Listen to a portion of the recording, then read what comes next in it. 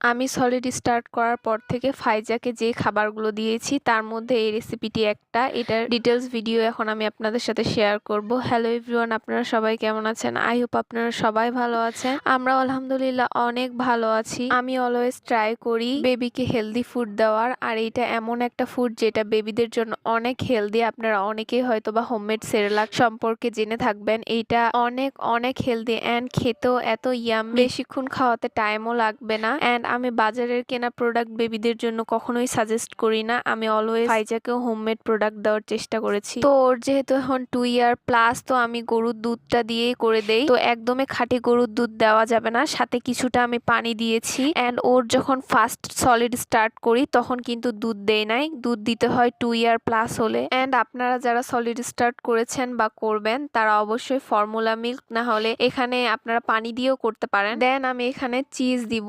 এই অরিজিনাল চিজটা আপনারা শিশুর আঙ্গিনা পেজে পেয়ে যাবেন, অ্যান্ড হোমমেড সেরেলাকটাও আপনারা শিশুর আঙ্গিনা পেজে পেয়ে যাবেন। তাদের পেজে সকল হোমমেড প্রোডাক্ট পেয়ে যাবেন আপনারা অরিজিনালটা। বেবিদের চিজ কি পরিমাণ হেলদি তা আপনাদেরকে আমি বলে বোঝাতে পারবো না। আপনারা যারা চিজ সম্পর্কে জানেন তারা অবশ্যই বুঝবেন। তো এখানে আমি একটা পুরাটা চিজ দিয়ে দিয়েছি। তো তারপরে চিজটা গলে গেলে এখানে আমি সেরেলাকটা দিয়ে দিব। আপনারা যারা আমার ভিডিও রেগুলারলি দেখেন তারা অবশ্যই জানবেন যে আমি শিশুর আঙ্গিনা পেজের প্রোডাক্ট বেশি ইউজ করি, কজ তাদের পেজে অরিজিনালটা পাই আমি। তো তারপরে আমি এখানে আমার পরিমাণ মতো দিয়ে দিয়েছি, আপনারা আপনাদের বেবির পরিমাণ মতো দিবেন। এন্ড তারপরে যেহেতু এখানে মানে চিনি দেওয়া দরকার, তো এখানে আমি তাদের পেজ থেকে খেজুর চিনিটা নিয়েছি। বেবিদের 3 বছরের আগে কখনোই চিনি দেওয়া যাবে না।